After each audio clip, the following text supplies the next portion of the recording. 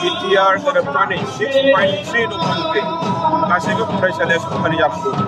एलपिआनो होन इउपिआनो होन high school होन कलेज होन डिग्री कलेज होन गासैबो जाहाथे सरकारा आसाम गोरोबनानै 6 नम्बर दफाखौ लानानै बर'फ्रा बै लेंगुवेज फर्मुला लानांगौ होननानै बुंदों बेखौ मैया हाउसआ कमप्लिटलि माने रिजेक्ट खालामबाय जोंनिया बर' रावानो जागोन बिमानि रावा गिबि राव जागोन नैथिया इंलिस जागोन थामथिया हिन्दी जागोन फोरोंगिरि गैया आसाम सरकार थाबैनो थिसननांगौ जेराव जेराव जोंहा हायार सेकेन्डारि जाबाय ओमफ्राय दासिमबो बिथांमोना फोरोंगिरि मोनाखै बेखौ थिसननांगौ मडेल स्कुल गायसननो खोथा होदों बेखौबो गायसनाखै बेखौ गायसननांगौ हायार सेकेन्डारि आपग्रेडेसन नांगौ बेखौबो बिथांमोना खालामाखै बेखौबो खालामनांगौ जोंनि रावाव गोरोन्थि ओंखारो बेनि थाखाय जोंनि एससिआरटिआव माखासे मानसिनि गोनांथि दङ बेखौबो होनांगौ बर' थुनलाइ आफादनि नैबे 63थि बोसोरारि जथुम्मा जाय जथुम्माया डेम'क्रेसिनि नैबे दैमुनथियाव जाबाय थादों बेयो थारैनो गोबां बिथिंनिफ्राय मोनसे जारिमिन जानानै थासिगोन आरो बेखायनो जारिमिन जागोन जे बेवहाय जोङो 9, 10, 11, 12 बे जाबाय जोंनि बर' थुनलाइ आफादनि हाबाफारि आरो लोगोसे 6 जानुवारिनिफ्राय जोंहा दिन्थिफुंनाय हाबाफारिया बहाय जादों एक्टिभिसना जादों बेजों लोगोसे बर' थुनलाइ आफादाबो नाजादों जे बोरै हायो बे जथुम्माखौ मोजां खालामनो गोबां जोङो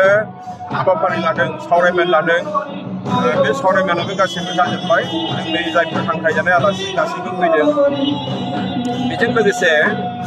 बर' थुनलाइ आफादनि जेनोखि थान्दै मेल जोंहा साननै जाबाय थान्दै मेलाव जोङो जोबोद माखासे गोनां थांखिफोर जों लादों गाहायै जोंनि बर'फोरनि जेंनाफोरखौ जों लानानै सावरायदों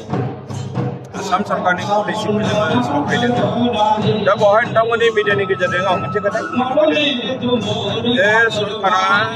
आसाम गोरोबनानै 6 नम्बर दफाखौ लानानै बर'फ्रा बै लेंगुवेज फर्मुला लानांगौ होननानै बुंदों बेखौ मैया हाउसआ कमप्लिटलि माने रिजेक्ट खालामबाय दायो जोङो जोंनिया बर' रावानो जागोन बिमानि रावा गिबि राव जागोन नैथिया इंलिस जागोन थामथिया हिन्दी जागोन बेखौ मैया थांखि लाबाय आरो बेनि अनगायैबो BTR गोरोबनानै 6.3 दंफांखै गासैबो फरायसालिया सरखारि जानांगौ एलपिआनो होन इउपिआनो होन हाई स्कुल होन कलेज होन डिग्री कलेज होन गासैबो जानांगौ बेजों लोगोसे जोंहा जायफोरनाखि फोरोंगिरि गैया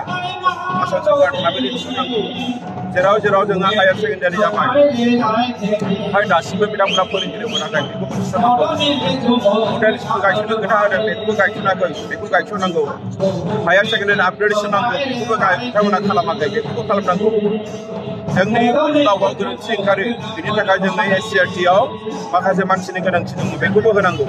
बेबायदिनो जों गोबां थानाय आयदाखौ जोङो सावरायदों आरो गोख्रों थांखिखौ जों बेवहाय लादों सरकारनो जोङो बावैनो मिथिहोगोन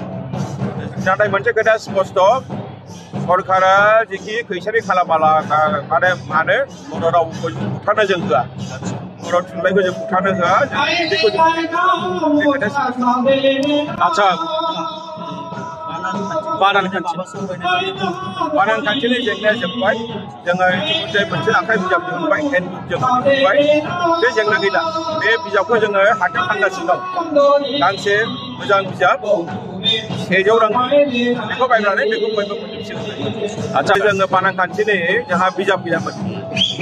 जायनो गोसो बेबायदिनो बाहायबोदों नाथाय जोंहा दायो बिजाबा ओंखारबाय आखाइ बिजाब ओंखारबाय आरो बेखौ लानानैनो दिनै जोङो आवगायबाय थानो हासिगोन बर' थुनलाइ आफादा आरोबाव मोनसे गिदिर खामानि मावनो थांगासिनो दङ बे जाबाय ब्रै रावारि डिक्सनारि सोदोबबियाव बेनिबो खामानि मावगासिनो दं जुदि मोजां थांबाय थायोब्ला जों थाबैनो बेखौ दिहुननो हागोन दा डेम'क्रेसिनि 63थि बोसोरारि जथुम्मा दैमुनथियाव जानाय बेयो जारिमिनारि जानो थांगासिनो दं बेखायनो जानो थांदों ओरैबायदि माखासे सेमिनार जालांबाय जेरावनोखि जोङो जायखौ मोनफेरा बिथांमोना बेहाय फैनानै बाहागो लागोन जोंनि साइन्टिस्टफोर फैदों आगुनि जोंनि जायफोरनाखि IPS IAS जोंहा रन्जित शेखर मुसाहारि सार बायदि फैदों हेमन्त नार्जारि सार बायदि फैदों जोंहा हायद्राबादनि फैदों जोंहा एखेबारे आमेरिकानि मानसि फैदों बिथांमोननि मदद थुलुंगा जोङो रायजो राजानो जों खोन्थानो हादों आरो बेखायनो आं दिनै खावलायगोन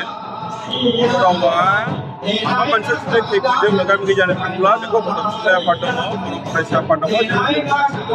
आरो रायजो राजाफ्रा सिदा खालामदों नाथाय जोङो बिजाब फरायनांगौ